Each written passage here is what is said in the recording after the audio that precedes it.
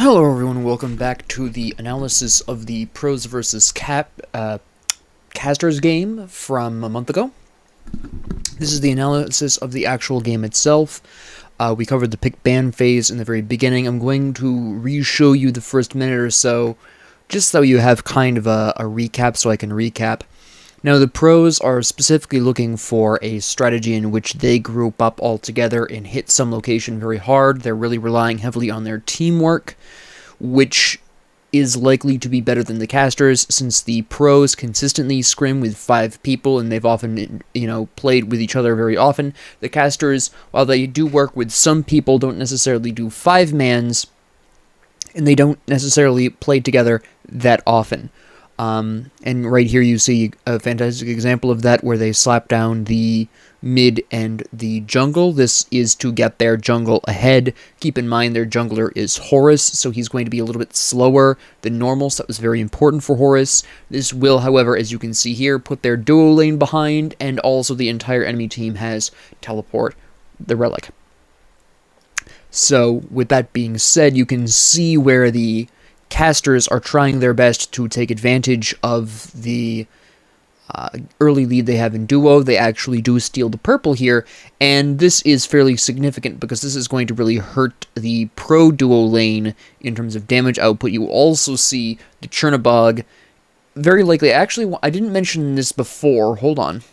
Let me actually bring that back here. Now, some people may be wondering, well, it's Chernobog solo versus Zhonghui solo. How is Chernobog that far down? Very likely, well, Chernobog did make it back to lane very quickly due to the use of teleport, as you can see down here. He likely still lost some farm, so even though he also hit level 2, it's very likely Zhonghui J-Mac Tucker hit level 2 a little bit earlier and was able to bring that second ability to bear a little bit faster. Based upon what I've seen here, it does indeed look like it was his first and then his third ability that J-Mac took here, which is pretty common to take as Zhonghui, and that's very likely where that came from, where that damage output came from. So now they're just going to really quickly recap this. We've already covered that very extensively, so we're just going to pass right over that. Now, Horus does stand there too long, and you'll also notice that Chernobog has indeed picked up. Actually, I want to point out something else. Actually, I don't even need to go back for that. Notice that Chernobog picked up the Mannequin Scepter here. Mannequin Scepter is a little bit better against physical solo laners because obviously it increases your physical damage. So Chernobog is a little bit on the back foot because Zhonghui actually can use that physical resistance. Now, don't get me wrong, that physical protection does help Chernobog against the minions, but Zhonghui's physical protection helps him against both Chernobog and the minions. So that's a fairly important difference. So Zhonghui, besides getting slightly more farm, you can actually see that being showcased right here, where Zhonghui is actually level 3. Chernobog, even though he hasn't lost that much farm, is only level 2. So you can start to see that difference here. But the Zhonghui's physical protections will go a little bit farther for him than they will for Chernobog, giving Zhonghui another mild advantage. So it really is going to come down to the fact that even though their jungler and mid are going to be ahead because they whacked the enemy mid and jungle, is that going to make the kind of difference they need it to? Now, this is actually a fairly interesting situation. You don't actually see this often, but this is a rare simultaneous gank. The pros were ganking mid lane at the same exact time the casters were.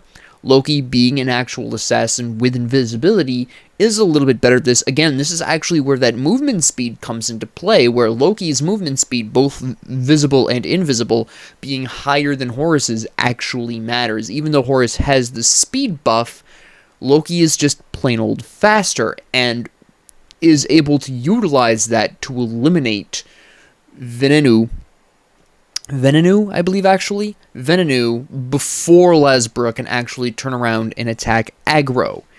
So that's actually, and it's really important, this is actually a really rare occasion, one that I haven't been able to demonstrate through any of my games so far.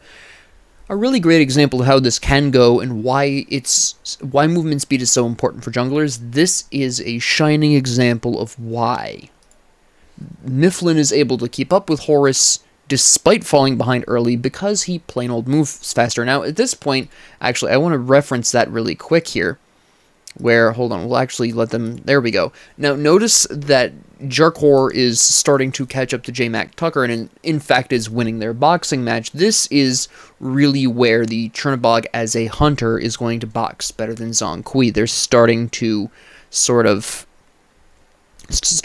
balance out at this particular junction, and that's just a role thing. It's not even individual gods. This is a role thing. So it is going to come down to how well can J-Mac utilize minions to heal. Of course, Chernobog is being forced back to heal, but he is able to win the boxing matches sans minions, which is very important. So as long as J-Mac keeps the minions in play here, he wins that fight. But the instant the minions are no longer part of that fight, it's going to be a fight towards Jarkor. And you can see where the dual lane, the caster dual lane, is kind of bullying the pro dual lane, again, because they did get that slight early game advantage. We have the mid lane really coming in here. Now, I don't actually know why Mifflin is fighting so hard at this particular point. Yes, it is true that aggro is coming in, but aggro is one of the slower mages in the form of Morgana. So this is not likely to end well for Mifflin, and he really should not be fighting this, in all honesty. Yes, he does have the invisibility, but obviously that only makes it easier to get away. It does not guarantee the escape. He should not have fought that. Once he lost the Harpies, he should have walked away. It's understandable to fight for the Harpies at that particular point. That's fine. But the problem here is, I'm actually going to pause this because I'm still ranting about this, pardon me. But the problem there is that once there was nothing to fight for, he should have walked away. And again, that is a really clear example of junglers kind of getting caught up in the fight and fighting for no reason. There was nothing to fight for. A jungler should always be fighting for something very specific, not just kills. Once you get a gank on a lane, you should be looking at the jungle of that area as a jungler, right? So, overall, he really should have walked away once those Harpies were dead. It was fine to fight that until the Harpies died, but once they did die, he needed to walk away from that one. And you can see the dual lane, of course, having the classic problems. Now, it's actually interesting you can see this here on the mini-map, rather than what's on screen. But, Mike, Polar Bear Mike, is clearing the health buff by himself, the green buff. He can only really do that effectively because he is building, at this particular point, an almost hybrid Thor. He's got a little bit of power out of the, I can't remember what the second stage is called, but he's working towards, I believe, Runic, if I'm guessing correctly. But he is building a little bit of damage. He's got the high flat damage from being an assassin. He can only get away with that really because he is an assassin support. There are a very small number of supports that can also pull that, but they are few and far between. So that's really why he's able to do that. And what he's trying to do here is give Vote some farm by himself, and also get his own solo farm to help them catch up with Dulcin and Gormizer here, because they're not going to be able to catch up if they stay in the same lane. Now he's going to come over here at this particular point, and he's going to try to figure out where Geb is. Geb is here, and Vote is just poking Dulcin for some unknown reason. That was really not a great poke. He is 2 levels down. There is minions he's fighting into. Now he only really got away with that because Dulcin is pushed up so far. Actually, I'm going to pause this and talk about this. The only reason he was able to poke Dulcin so safely, and granted for so little, is because his minions were there, so Dulcin really didn't have a lot of easy access to Vote. Right now, Vote is retreating because at this particular point, Dulcin's mostly cleared the wave, and now Vote's on the back foot here, really. He shouldn't have gone for that extra bit of poke on Dulcin. Now, Mike is trying to come in for that poke again. Again, this is more of a war of attrition at this point. They are really trying hard to catch up. Mike is likely going to be trying to, actually I don't need to pause it for this, he's likely going to try to clear this by himself again, so that way he and Vote can sort of solo farm. Now Vote clears the wave, gets to level 3, comes in and takes some of Mike's farm. Lasbra is trying to distract. He really shouldn't be fighting here. Again, this is another example where there is no reason to fight here. There were no allies there. There was no reason for him to be on the enemy side of the jungle. You could see Mifflin coming in. And this is actually, I believe Lasbra recognized that Mifflin was coming in and bailed, or at least deemed it very likely. Whether he knew 100% or not, I don't know, but he at the very least suspected the possibility that Mifflin was on his way, and so backed up. But he really didn't need to be there in the first place.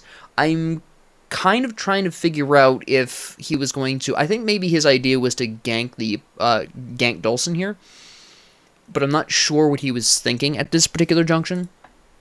Even the casters that are, well, even the commentators commenting on this game don't have direct insight into the players, so the mindset here is somewhat questionable. And that ult, hold on, I actually need to pause it for this. That ult is exactly why the pros picked the team they did. It was a 3v3, a 3v3 slightly on the back foot, because again, dual lane is a little bit behind, and Horus is not really ahead of Loki despite that early game slap. So Venunu, I keep trying to figure out how I'm going to pronounce his name. Venunu, ulting in like that absolutely tipped the scales. Even if he hadn't hit Gormizer with that ult, which he happened to, but even if he didn't, just his presence completely swings that fight in a way that the casters aren't really going to be able to keep up with because they don't have that kind of movement. Now, keep in mind, again, Mifflin just bailed. They're just going to absolutely slap Dulcin here. And you'll notice that they chose to chase Dulcin. There's two reasons for their chasing Dulcin. They could have turned around and chased Mifflin. They had a general idea of where he went, but then one of the two reasons that they decided not to chase Mifflin specifically is because having a general idea of where Loki is often not good enough, and besides, what they really wanted to do was help Vote and Mike get back into the game, get their dual lane back up where it needs to be, and the best way to do that is by eliminating the enemy duo and allowing their dual lane to farm relatively freely. That was the point there. And again, you can see here where the boxing between Jarkor and JMac is just absolutely in Jarkor's favor here. Again, this is more to do with Jarkor choosing a hunter in the solo lane and JMac picking a mage. That's really all it comes down to. The actual, in most cases, the specific matchups don't really matter. Most hunters are going to outbox most other classes in that role. It's just how the class is designed to work. They're designed to work very well in one-on-one scenarios. So that's just really the reason why you would typically want to take an ADC, even if they're typically squishier. Now, they actually lucked out here in that JMac Tucker did pick Zhong Kui, and he is going for damage. You can see here, well, both of them are going for damage, but in a pure damage output form, Chernobog's one-on-one damage, his boxing damage is far better than Zhong Kui's, and that's really what's tipping those scales there. That's just how that goes. And now, at this particular point, everyone's kind of going back and they're resetting to normal. Thora's poking around looking for where the casters went, and here they're coming back. You'll actually notice, and this was a minor hiccup on the casters' part, Gormizer split that damage count 3 ways, I believe. Because here they come in here, and they're going to come in here and split this 3 ways. That's not really great, especially since Gormizer is the support. That is just reducing the ability of Mifflin and Aggro to catch up to Venunu and Lesbra, who they are behind. And Aggro's been behind a little bit for a while. Here comes Lesbra with that ult. Again, another one of the reasons. Again, that is another great demonstration of why they chose a global ult team. You know, Lesbra is now going to catch up to Mifflin. He's been behind because, again, he's not as fast as Loki is. That's just the facts. So, again, you can see Lesbra just hit level 6. That's very important. Jarkor is outboxing JMac. Again, this is more of a class matchup than a specific character matchup. And he is now going to check the mana. The mana is there, but he's not going to go for it because he doesn't know where Mifflin is. Now, this is actually really good awareness by Jarkor, even if he makes a mild mistake here. He actually could have pushed for that blue buff and gotten away with it. JMac, you can see from his health on the far left there, he's not in a position to be able to box Jarkor. Jarkor is at full health or nearly so. JMac is very much not. He's at approximately a quarter to a third. Not in any condition to box Chernobog anymore. The only reason Jarkor bailed on that is because he wasn't 100% sure where Mifflin is. Now, he knows Mifflin just died, and based on the fact that Lasbra is just now going for his speed, there was a really good likelihood that Mifflin was going to hit the right-hand jungle here, and he is correct. In fact, Mifflin just finished his speed buff, but he was concerned that perhaps Mifflin was on one of these two, or could rotate over to the blue buff first and then take the Harpies, which is a very common jungle strat as well. So there was a really genuine concern that Mifflin would be coming over and help J-Mac slap down Jarkor. And Jarkor doesn't want that because right now he's winning the boxing matches, which is extremely important for him as a solo lane. So he didn't want to risk a gank by Mifflin and backed off. He just warded the blue buff and then he backed off. And that is specifically why he backed off there. He just didn't want the potential gank from Mifflin. And it's a genuine concern. He is ahead, and he wants to keep that lead for as long as possible in the solo lane. Now, again, we have the pros invading the caster's jungle. There isn't too much to fight for. There is technically that Harpy. Mike is probably just looking to do some poke here to help vote out. I forgot his name for the life of me. To help vote out. But there's really not a huge point to this. He might have been trying to just ward and got caught out. That is a very distinct possibility. But he really doesn't need to be there. And he gets a lot of poke for it for really no reason. And here we go. We have an interesting gank. Now, Lasbra has very aggressively invaded the enemy jungle. Actually, if you want to go back here and trace his path. This is a glitch here. I actually want to point this out. I did not point this out in the previous episode or earlier with the 1 minute mark, the recap there, but this is a glitch that's been happening with their minimap for some reason, where they're seeing multiple Horus icons. This is obviously the correct one because, you know, he's moving. It's not the ult because I believe he just now used his ult. It's tough to see, but yes, he just used his ult because he ulted back here. So it's essentially the minimap thinking that Lasbra is using his ult when he's not using his ult because he just used it there and he did not use it in mid lane. He was somewhere on this border. I can't remember which one of these two he is, but he came back here. Now, he came back here specifically for the surprise attack, the surprise from behind. He was just seen by, he was potentially seen by minions here. If he was, it's extra surprise. If not, no. There is no indication here. Also notice that Mifflin is way the hell over here. Now, the pros don't know this, and actually the surprise here is that aggro is here, which probably they weren't expecting, and Lasbra is going to try to get what he can out of this. Now, actually, there is an interesting, wise choice here. Dulcin just leaves. Okay, at this particular point, they knew Vote was coming in here, they knew Mike was here, and they just learned that Lasbra was here. Dulcin was not going to be able to do anything to save Gormizer. That was doom.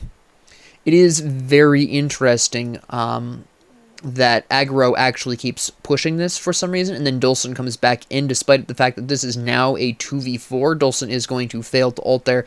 They should not have come back into this fight. Yes, there is that desire to avenge Gormizer, or think possibly there's a pickup here, because obviously the enemy team has just theoretically used all of their abilities on Gormizer. This was not the case. It was a 2v4 because they didn't know Venunu was there.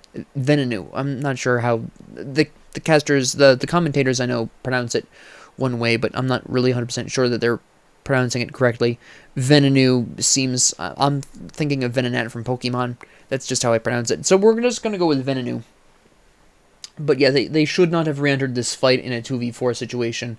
That was a terrible mistake. Dulcin should have just kept going with his escape. He could have gotten out safely. They could have just lost Gormizer, and that wouldn't have been too bad.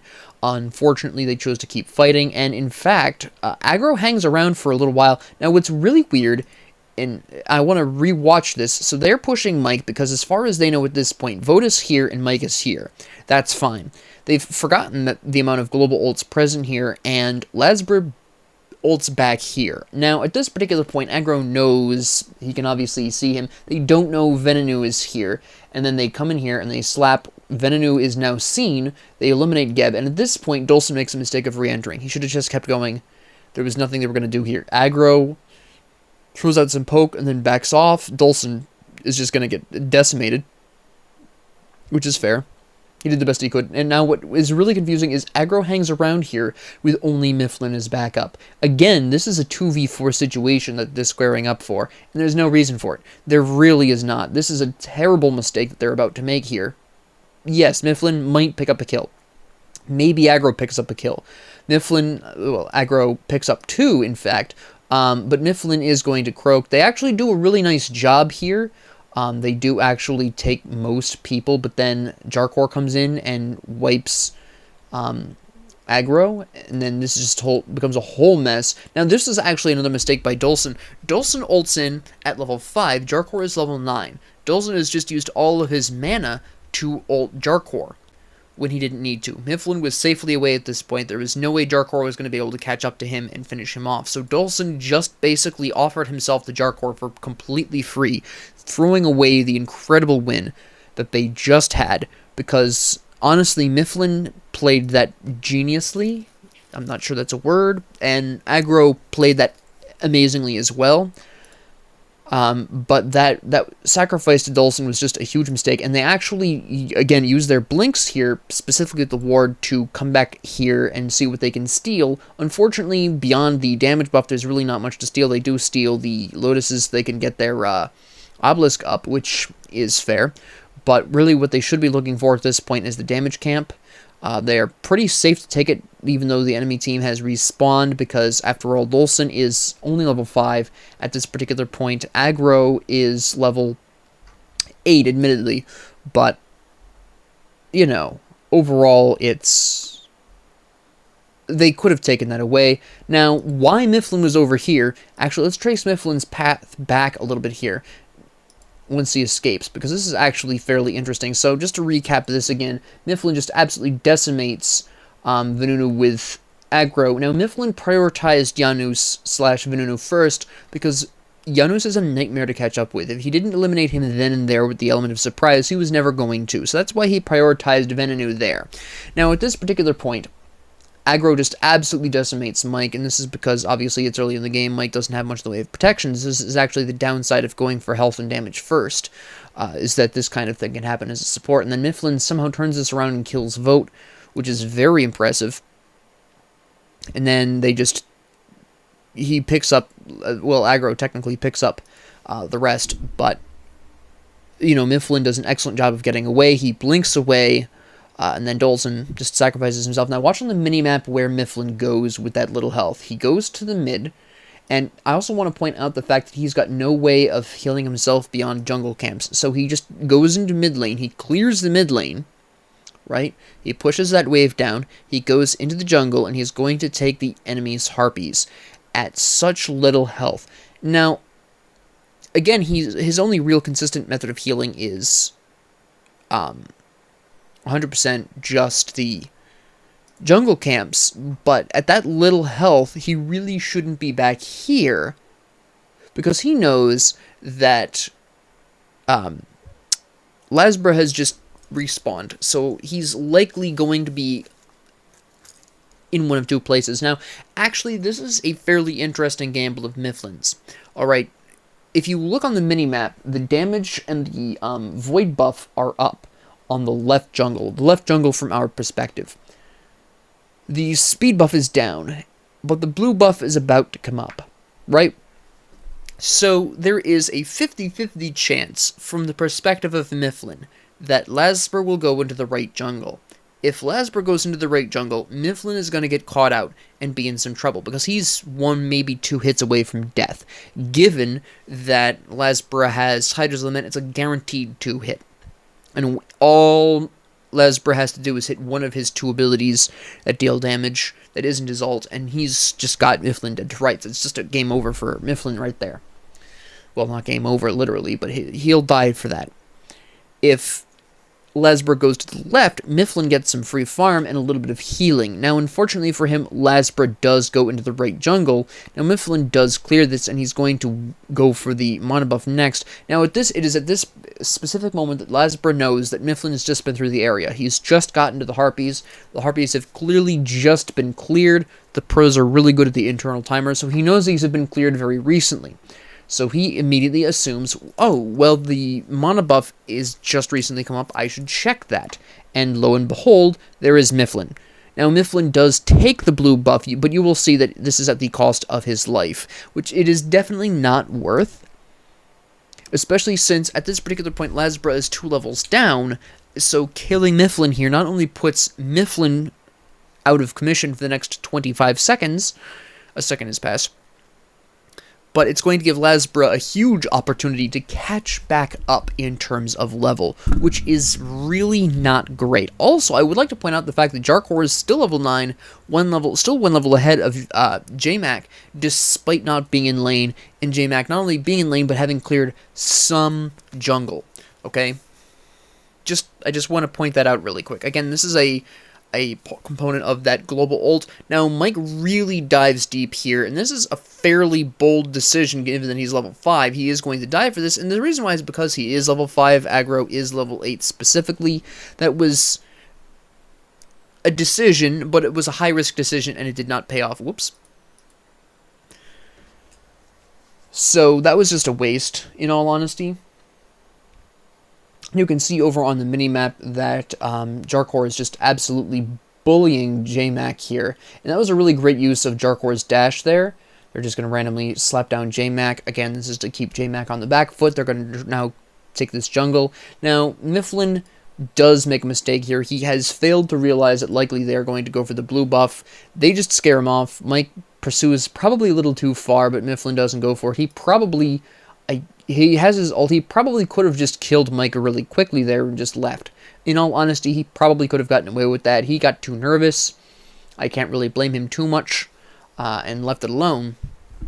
But, you know, right now, in most lanes, the pros are ahead. And that's just because of their unusual but very effective strategy of just going around and being everywhere, basically. Now, they're going to try to kill Gormizer here. This is going to work because there's really not a whole bunch that they can do.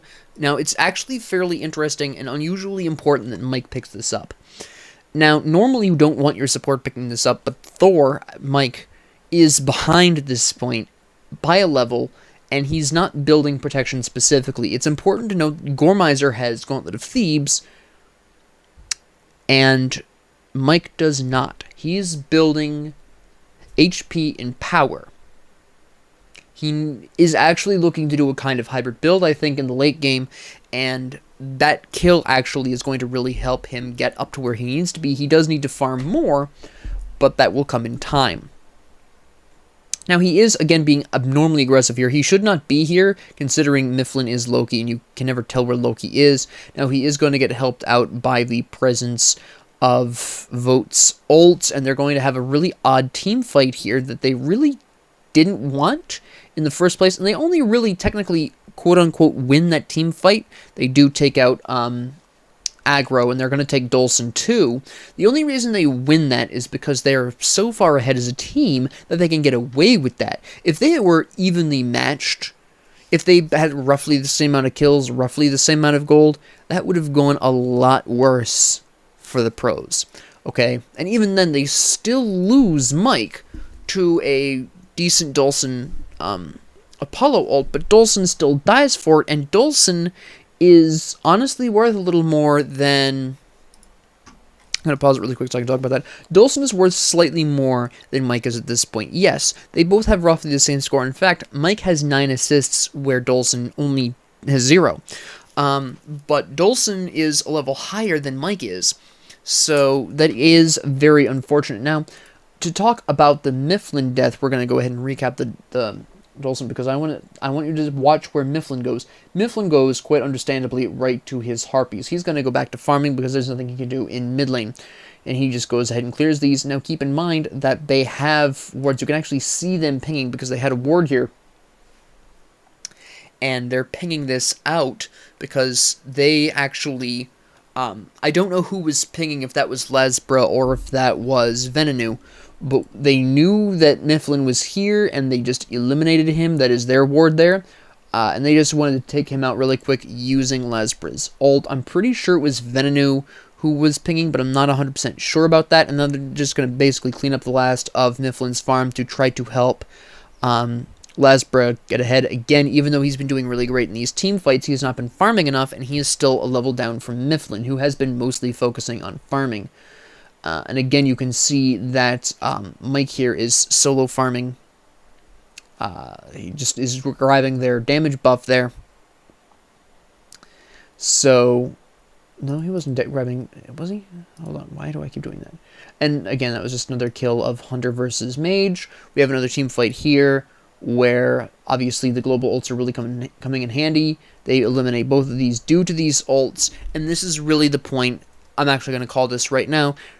At this 10-minute point here, 8 to 20, it's a pretty sure bet that the pros are going to absolutely win this one, because they're now far enough ahead where only a couple of them need a global ult and just absolutely decimate the enemy team. You can see how quickly they're moving from across the field to eliminate targets. And this was their plan from the very beginning, and it's working out extremely well. Now, Mifflin's going for Mike simply because he knows at this point that Mike is not as tanky as he really should be. And he does, of course, get Mike, and they're actually going to teleport to that ward specifically so they can try to get Mifflin, because right now, Mifflin's the menace. With his ability to turn invisible and pick off individuals, that is huge. They eliminate Gormizer. At this particular point, that's kind of fine for Gormizer because he's doing okay. They're going to absolutely slap aggro. Aggro is going to take Jarkor, which is actually pretty huge for aggro, and in fact for the casters in general, because that was their primary source of tower elimination, being their hunter. They're actual hunters, so that actually is pretty big. They're still going to take the mid tower, which is kind of just take it on the way by.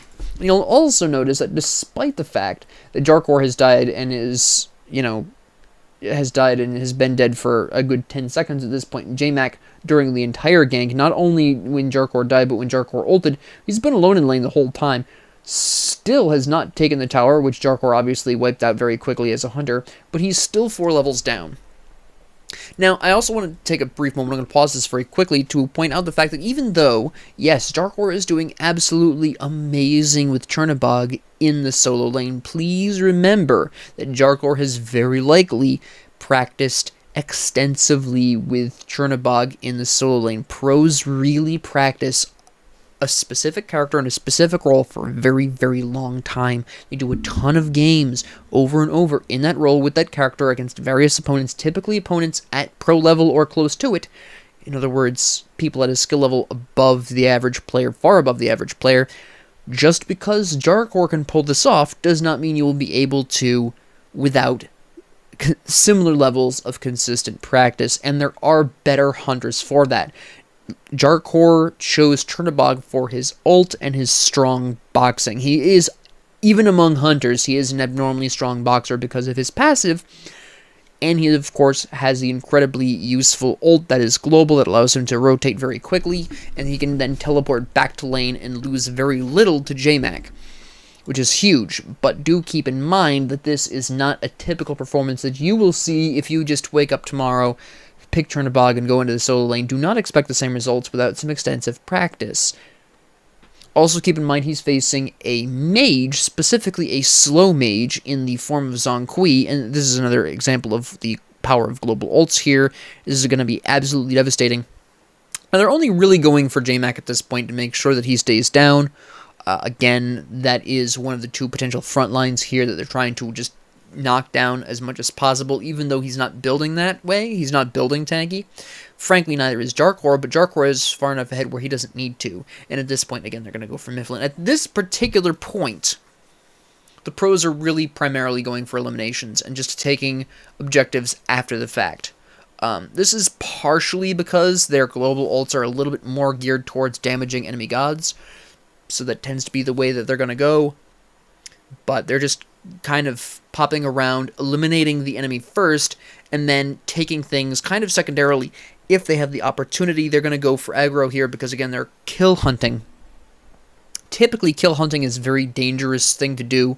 I've seen casuals do it sometimes when they're ahead. They get really cocky and they go kill hunting, which is what the pros are doing here. But again, these are pros. They really know what they're doing, and they don't have just the easiest time getting to objectives specifically. And again, Dulcin really shouldn't have ulted in that. He is only level 11. Now keep in mind, actually, a really great comparison of how low Dulcin is compared to the enemy team. Now keep in mind that Dulcin is still playing pretty well overall. He is, compared to the quote-unquote ADC of the pros, he's only one level down, because Vote, the technical ADC, is level 12. Dulcin is level 11. However, Dulcin's level 11 is equivalent to... He's only one level higher than the pro support. Okay? Just to kind of put that in perspective, Mike dying there is very unfortunate. Definitely not part of their plan. He did pick up the runic hammer. I would just like to point out really quick there. Now, I'm actually going to make an interesting... I'm going to point out a mistake Lasper makes, actually, with a jungle Horus. Now, he picked this because he's so far ahead. Again, his team is far enough ahead where he can get away with this, but typically you don't want to do this. And again, he only did this to emphasize the lead. So in this very specific context, it's an interesting risk, but it is potentially going to pay off. He built Transcendence. Now, a lot of junglers don't build Transcendence because it takes a while to stack that in the jungle. You're typically only getting 3 stacks per camp, usually on average. You're not always going to get the kills in lane whenever you are in lane, which isn't all the time. So that's a potential issue. So you're really slow on stacking in the jungle, okay? Again, this is only working out for Lasbra because his team is so far ahead. You typically do not want to build Transcendence as a jungler. This is especially risky because he is clearly having a really hard time keeping up with Mifflin, who is 2 levels higher than him, because he can move around the jungle and clear camps faster than Lasbra can. So this is a huge gamble for Lasbra. Absolutely massive. And even though his score is great, he is 2 levels down from Mifflin, which is indicating a lack of farm here. Now, he does ult into... I just want to point out that Lasbra just ulted into left jungle. Wasn't really sure if he was looking for anything specific. I'm not really sure why he bothered. I'm pretty sure he ulted, as far as I know. Oop, I keep doing that. I want to watch Lasbra really quick here. He comes in here, and then he wanders over here, and then I think he ults. Watch his face, watch his face. Does he just walk? If he just walks, that's much more. Yeah, he just walks. Okay, for some reason, well, I stopped paying attention to him for a brief moment, and I just saw him go over there, and I saw this stupid glitch here, and I thought that he ulted over there. Nope, it was just the glitch acting up. He just walked over the regular. Okay. Never mind. At this point, he's just stealing jungle to kind of catch up. Now, when you're behind as a jungler, but ahead as a team, this is a really great strategy, because you, especially with all these global ults that the pros are using here, he's pretty free to go ahead and steal whatever farm he can from Mifflin, which will both help him gain experience and really limit the amount of experience Mifflin will have easy access to. Now, Mifflin can just as easily steal from the pros jungle, but that's a little riskier considering that he's very much likely not going to... What? He's very unlikely to get back up because, again, his team doesn't really have much in the way of global ults, and this is a great example of what I was talking about in both the previous episode and the beginning here. All 5 of them made sure they were in the mid lane. Whoever wasn't in mid lane used their global ult to get there, and now they're just going to go ahead and clear as many enemies as they need, and they are going to then take whatever they want. Now, in this particular case, I believe they are looking at taking the tower. Janus goes in... Venenu goes in there, and I think at this point, I think they're just trolling at this particular point, because there's no strategic advantage to doing this, what they're doing now. They're just going to try to slap as many enemies as possible, is what they're doing. This is purely to antagonize the casters. If you want to put a strategic value to this, I would say morale, demoralizing the enemy at this particular point, but there is no other real strategic reason for this at all, and even as good as they are and as ahead as they are, you can see how badly this backfires on them. There was no reason at all that they needed to do that. don't do this. I don't care if you're a pro or not. I understand. I'm actually gonna. Well, there's nothing really big going on right now. I understand that this is kind of a personal thing. You know, these guys all know each other. Even then, you just gave the casters 3 kills for 0 reason. There was nothing they were fighting for there. There was no phoenixes they could have taken for that. Now, yes, Polar Bear Mike does go into left lane, clear a wave, and push down a wave so that way they can take left lane. And look, they're giving up actually the Gold Fury potentially here. And granted, the casters have a really hard time with this, but they do take the Gold Fury for free because the pros dove behind the Phoenix line for 0 reason other than to troll. I don't care how far ahead you are. Trolling is a really bad idea. Okay, you know, maybe a taunt or a laugh after you kill the enemy, that makes sense. You enrage the enemy, they make worse decisions. I understand that. I can agree with that. I don't do it personally, but I can understand where you're coming from with that. But that move that they tried to pull there behind the Phoenixes was just throwing away a Gold Fury, 3 kills, for 0 gain. There was 0 gain there. Yes, they killed J-Mac. They can do that at any time. He has no escape. He's got no way of getting out. They slap aggro here. Easy. Yes, that's fine, but they still didn't need to do what they did earlier. And at this particular point, they are trying the same thing here. And again, they really shouldn't be. They are just running roughshod over the casters, and again, they are going for the kind of troll fight here, for probably just try to get them to surrender. They might have even made an agreement beforehand to try to win by forcing the casters to surrender.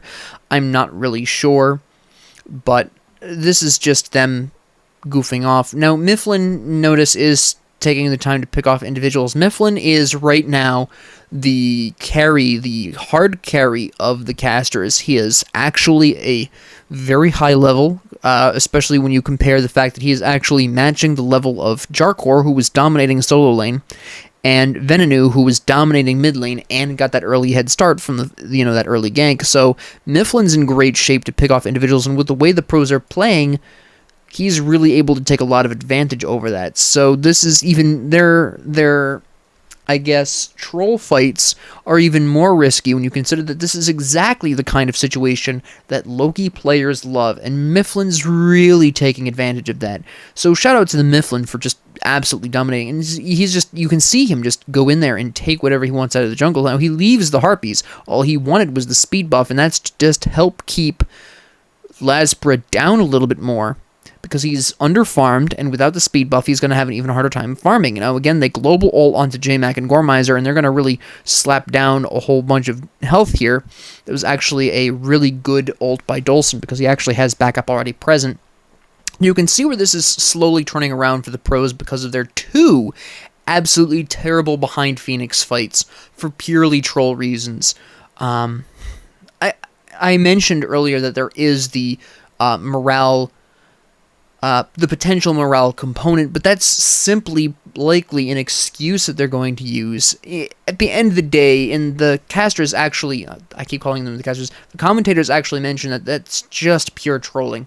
It really is. There's no reason for it, and it's why they're now starting to fall behind. They're actually they're now at risk. They went from a guaranteed win to actually having to fight for their victory now. Yes, they took out 2 of the enemy team at the Fire Giant, but they lost 2 of their own for that, and they're ahead. They shouldn't have even needed to lose 2 of their own for that in the first place. They gave up a Gold Fury. They've given up... Well, okay, the last team fight that they had under the Tier 2 tower wasn't actually that bad of a fight, given the circumstances, especially if they hadn't done the 2 troll fights behind Phoenix. They really could have gotten away with that, and Vote does pick up Mifflin in the background there, which was highly important, because him running around with the Fire Giant buff was going to be a terrible thing. Lasbra is going to pick up Gormizer here, which is, again, pretty important, because that wipes out the Fire Giant buff, but there's still now a possibility of a fight where there doesn't need to be. By the way, if you're wondering where Dark Roar came from, he just teleported to a ward back there. That's why. And he did, in fact, steal that. I didn't actually even notice that he stole that, to be completely honest. I was so busy talking about the fight itself and the struggle that the pros are maintaining when they don't need to be. I didn't even notice that the pros had actually stolen that in fact, not aggro, that Darkor had stolen that. And again, that was another, this was actually, the fight behind the tower here, it actually does make some sense, given the circumstances. You'll notice here, actually, there we go. You'll notice all of these archers here. So this fight here actually makes some sense, because what the pros are doing here, yes, there is a mild troll component to this, but the primary reason, there actually is a reason, is to help keep these minions just pushing down this tower, because archers actually do more damage than normal. So just coming in here and trying to keep the enemy out from under this tower so the archers can do their work is the primary goal here. Now they happen to fail because aggro is here, and you'll actually notice, I'm a little too far back with that. Actually, notice they don't really have this area heavily warded. They have one ward here, which actually that's not even their ward. They have wards here. Oh wait, I just went too far ahead. Yeah, they kill Gormizer, and then they come in over here. Now, they don't have any wards here. I want you to keep an eye on that. Yeah. So they come in here, and then they recognize the Dolson basically shows, hey, the tower sees Lasbra, Dolson sees votes. They know there's an attack here. They know that they're trying to get these minions down here. That's very obvious. Mike comes in, and aggro is right here, and aggro just absolutely slaps them because they didn't see aggro coming. If it was just Dolson, that was a great strategy, but they didn't see aggro coming because despite how aggressively they've been playing, they have not warded up far enough for that kind of thing. If you're going to do that kind of behind tower fight, you need this intersection warded with at least one ward, preferably two. And I think that was just because they thought they had an opportunity there, and they just did not. Also, I want to point out how many wards the casters really have. Look at all these wards. Wards are vitally important if you're behind. If you are behind, wards are your best friend, because forewarned is forearmed, and that can help you catch up. Now, again, they don't know Mifflin's here, and they just are looking for the farm at this point. And then they go in, they know Mifflin's here, Mifflin just leaves because it's 2v3, and he's not going to be able to save J-Mac, very reasonable choice. They are going to pursue him. Jarkor actually does an excellent job flanking around behind, and is then threatened by Dolson. Now this is fairly interesting, where everyone actually made some really great decisions. Jarkor coming around behind because he anticipated where Mifflin was going to be, based on, previous experience with both probably Mifflin, who is formerly a pro, and how Loki players tend to play. Made a correct decision. Tried to go for it. Didn't succeed, which is fine. But he mostly didn't succeed because Dolson ulted behind him, putting a lot of pressure on Jarkor to get out of there, because fighting Apollo, even though Apollo is only level 16 at this point with a 3-level disadvantage, under tower with a Loki present, that's a really bad idea, because Mike and Venonu were not in a strong position to reinforce. Now they've got votes, so they're in a much better position to reinforce, but now that Gormizer's shown up, it's just no longer a feasible fight. Right, now Lasbra comes in, and they're all here, and what's fairly interesting is that aggro was kind of not sure where he wants to go. He was going to mid, now he's going over here. Mifflin is not even anywhere near there. He's pushing down mid lane. I think what they're trying to bank on is Mifflin split pushing to a victory. Mifflin is looking to get level 20 first, but they are going to just try to be basically, what the casters are doing right now is trying to stall out the pros so Mifflin can do something in a lane somewhere, as Loki does. It's not going to work because, as Lasbra's demonstrating, they have the ability to just circumvent the tower rather completely. So they're just going to absolutely decimate Gormizer here. And the reason they are decimating Gormizer here is because once he's gone, they have basically free reign. And they don't, obviously. They actually turn this around. That was a really excellent ult by Jarkor, by the way. That was a fantastic move. And they have to back up because, lo and behold, they didn't get rid of Gormizer. And getting rid of Gormizer was going to be huge because Gormizer is going to keep them in place. That ult by Gormizer to get out was actually really fantastic and a really great setup. And you'll notice, again, Mifflin was really pushing up mid lane to the point where Mike teleports there because he's so concerned. Now, at this point, now that Mifflin should really be leaving, he is starting to leave. I believe he does. Yes, he does go for this purple buff, which is very bold of him. But he's only being chased by Mike at this point. Again, here's the issue with going so deep when you've got enemies with global ults. Once he recognized that his allies were no longer fighting the enemy team with all these global ults, he should have left. The casters consistently throughout this game, you can see it consistently throughout this match, mostly in minor ways, but there were two major ways in which I mentioned they really don't respect the global ult team comp that the pros have constructed here. Now they just are kind of going for this tower because they happen to be global ulting in on Mifflin here. So this is more of an opportunistic tower than anything else. They are going to try to kill Dulcin so that way they can keep on tanking for basically free. Aggro has no way of getting in here without getting killed immediately, so he's just going to back off. These three are basically just trying to discourage them from taking the Phoenix or defend the Phoenix. If they do go for it, they are going to go for it here. Why exactly Lasbra backed off, I'm not sure. Again, we have all of these fantastic global ults coming into play here, and they're going to fight under the Phoenix. This doesn't work out too well for them, as you can see, because they lost a lot of their front line very early on, because unfortunately they didn't coordinate that quite as well as one would like them to. So it just doesn't basically go anywhere. Venenu is only here to try to push down more minions under tower. That actually might be enough to take it, since Mifflin isn't going to defend it, and he could, but he's not going to. Now, if he moves now, he probably still can save that, but Aggro has clearly called that he's going to, so he does. But it is interesting that Mifflin just did not demonstrate any interest in defending that tower, even remotely. So, again, he's just trying to farm up, he's trying to get stuff. It's very interesting where they just kind of the ships passing in the night. This is the commentators talking about, I can't remember what for the life of me. Obviously not relevant to the match. But now, again, we have the pros very far ahead. They're going to go for the Pyromancer. Mike is splitting off to do the Harpies by himself so he can get all that experience for himself without having to split it, because he is actually, well, he is ahead, but he's the lowest level on his team, so he needs a bit more experience to keep up with them rather than with the enemy. And Mifflin's badly out of position here. Once again, he's got no reason to be there, and he's really not respecting the global ults. And this is actually particularly problematic because Mifflin is right now the one carrying his team very hard on his back. He is the last stand of his team simply by merit of the fact that the pros have been playing very arrogantly. They've been going for some troll fights. We've talked about that before, where that's the kind of situation Loki wants as a character. And so just him being back there and dying was hugely crippling. They're actually going to take this tower as a result of this, because now they've got no fear. Mifflin was the only real thing stopping them, right? Because Mifflin can show up in the middle of their team, kill someone, and then bail really quick.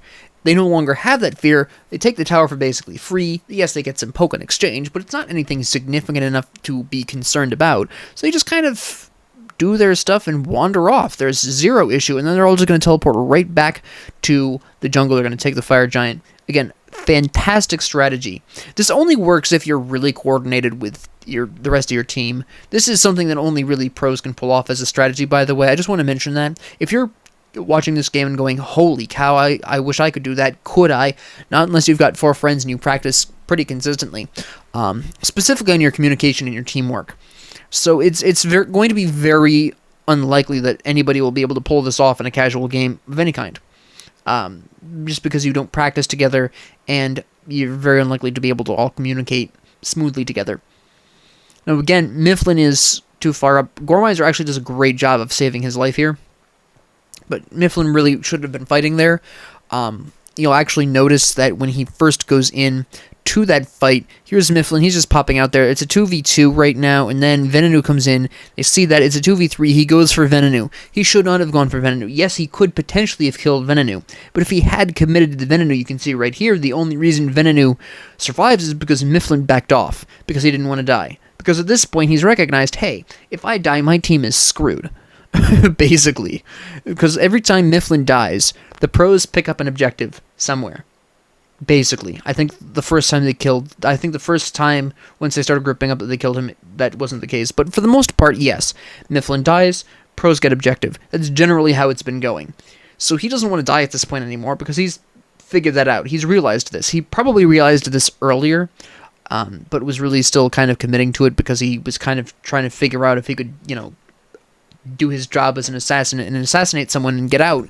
He tried it twice earlier. He died both times. But at this point, he's now realized that they're kind of under the gun. They can't really afford for him to die specifically, and Lasbra's coming in as well, which they don't quite know about yet. Well, they do now that Lasbra ulted in. But Gormizer is there to save Mifflin's life, which is probably the only reason Mifflin got out in the first place. Great gameplay, by the way, by Gormizer. Great decision-making. That was a good shield. Got him out. Somehow didn't die in the attempt, which was really nice.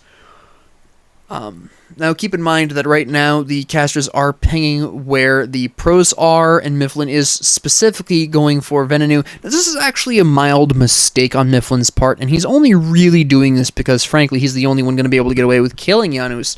You do need the element of surprise to kill Janus. He really should be going for Jarkor, because out of the entire pro team, Jarkor is really the only one who can take objectives quickly, being the only hunter on the team, and the only one with high single target damage, right? He's got his passive, he's got his attack speed buff. He really needs to be focusing Jarkor, and he's not. He is dying for Venenu, who is not going to be taking objectives at the speed of light. Jarkor is. So it is a minor error on Mifflin's part. Normally, it doesn't really make a huge difference in most ganks. I'm actually going to pause it briefly. It normally doesn't make a difference if your assassin kills the mage or the hunter, because if the assassin kills the mage, their team fight is weaker. If the assassin kills the hunter, their objective taking is weaker. Either way, even if your team loses the fight, they might win the war, because there is just fewer options here for the enemy team to kind of react with. But in this particular case, considering notice the Rip Myth up there, at this point, the casters are so far behind that their only real hope is to defend themselves under Phoenix, right? And Jarkor is just... You're going to watch this happen. Jarkor is just going to absolutely shred through this thing. Look how much damage the thing is taking in that amount of time. Now, JMac does briefly delay this, but ultimately, yes, they absolutely decimate this Phoenix, and that's because, unfortunately, Mifflin did not target Jarkor. Now, Dolson is targeting Jarkor, but it's, by this point, too little too late. He cannot box Jarkor at this point. Jarkor is too far ahead. Even just 2 levels is enough, and they're just going to absolutely take pretty much everything. And interestingly enough, and this probably wasn't accidental by the pros, because if you actually pay attention here, there's some willing sacrifices. I want to re-watch this really quick. Notice it's a 4-on-4 at this point, and in comes Polar Bear Mike with a fantastic ult. He's going and he's tanking the Phoenix. They're doing all of this damage. They lose Lasbra. That's fine. Lasbra wasn't super necessary at that point as the jungler. They've already noticed that they've already killed JMac and Mifflin, and then Dolson comes in, and Dolson is trying to kill Jarkor for exactly the reasons I was talking about earlier. They need to kill him to prevent the Phoenix from being taken. Now, Aggro makes an interesting error. Aggro goes for Vote. Now, Vote does die, but again, the pros don't care about Vote right now. That's actually why Polar Bear Mike goes to Jarkor. Polar Bear Mike basically makes the choice to sacrifice Vote in favor of Jarkor, because Jarkor can end this game right here, potentially, whereas Vote wouldn't be able to, simply because Jarkor has much better single target damage. And they're going to back off here. They're going to play this safe. They did not need to. They actually could have... I wouldn't say they guaranteed could have. They probably could have won right then and there. Actually, that's a reference there to, that's what this So Scared up here is referencing, specifically, is that at this particular point, Mike and Jarkor could 100% have won the game then and there, but they were so concerned about Mifflin coming back and killing them that they backed off, because they weren't sure, and if Mifflin came back and killed them, then it would take them even longer to construct another team fight and get that final push in, right? 100% could have happened. And actually, this is something that kind of bothered me when I was watching this before. This bothered me a lot where the camera switched to the pro side. So if you didn't notice that, if things look weird now, that's why. That's why it looks like the phoenixes magically come back. It's because the camera's actually switched sides. So now we're looking at things from the pro side, not the caster side, which is what our perspective was for the entire rest of the game. It does bother me that they just, in the middle of the match, switch perspectives like that. Yeah, that's actually a moment here. I believe these are actually, they live streamed this. I think these are actually comments by the chat log. But yeah, the map flip was weird. Completely unnecessary, and I don't know why they did that. It is very confusing for viewers that they just suddenly switch perspectives like this. It's really odd. You'll notice, and again, this is the benefit of the global ult, they just dive in here and slap down the Titan. And that's just the last example of the casters not respecting the global ult. That is a very well-known strategy when Horus is in play here. So again, that was just a lack of respect for that. Now, would the casters have been able to stop them? Probably not. They were far enough behind at that point where I don't think it would have mattered much. But yeah, an absolutely fascinating match just because of the unique opportunity for the pros to really get together and pull off a very unusual strategy for this. So yeah, an absolutely fantastic game. The pros played that really well. They showed a really strong awareness of their own strengths as a team and the weaknesses of the casters. Now, what surprised me most when I watched this match was how little the caster team respected the global ults of the pros. And I mentioned 3 different instances, especially at the end there, but there were a couple of other incidents where they just did not even remotely consider the global ult. Now, I know that the general consensus is, oh, well, you can never expect a global ult. I pointed out how many wards they had. They easily could have placed those wards in slightly unusual spots, and very easily, and I'm actually going to go back just a little bit here so I can look at the mini-map here. There are some places that people typically use global ults from, right? Now, actually, I want you to see the ult use by Lasbra. I want you to watch where people ult from. Okay, for the final, because that's a great example. Now notice Lasbra is right here, stinking in the middle of the lane. Right? No, that's not where he ulted from. That stupid glitch is acting up again. He's right here. Then he moves up here. Nope, I went back too far. I think he just ults from... Yeah, he just ults from there. But ultimately, there are some great places to... there are places that a lot of people commonly use their global ults. There's this... Did you see this area between the 3 harpies here? That's a very common place because not a whole lot of wards go there because most people ward here, they ward here. They ward these intersections right next to the lane. They don't ward the mid-jungle intersections. Actually, you'll notice that the pros ward... I'm sorry, not the pros. The casters did ward here, the aggressive side, but they at this point, they were so far behind, they really should have been warding here. They have them correct here. Where these 2 wards are, well, this right-hand ward more specifically is a bit more common of a location to use global ults from. They should have been doing it on this side because they were behind. Same thing goes for the right jungle, this area over here, this space right here. Very common areas for people to global ult from. This intersection here as well, very popular place, but just a bit more of the unusual, slightly out of the way. Like, the wards are almost perfectly positioned, but not quite, and those are really the wards that are going to indicate whether or not someone's going to use a global ult on you. There are exceptions to this, Athena as the obvious example, but yes, that is overall what surprised me most about this match is how little the casters respected that global ult, and yes, to some extent they did need to farm, but they didn't need to be by themselves to farm. Yes, they farm a little bit faster if they're by themselves individually, but going and pairs typically would be really good, because especially if Vote decided to ult in, he needs an ally to do so. They typically came in pairs at the very least, so teaming up with someone and farming as a pair was going to be the better choice here. And just the lack of respect for the global ult strat, which was very obvious right from the pick ban phase by the third pick, it was just very odd for me to see. So yeah, with that being said, thank you all very much for joining me. If you liked this, please like and subscribe. If you didn't, please ignore me. If you have any comments, questions, concerns, ideas, suggestions, or requests, please leave them down in the comment section below. And thank you all very much for joining me, and have a great 24 hours.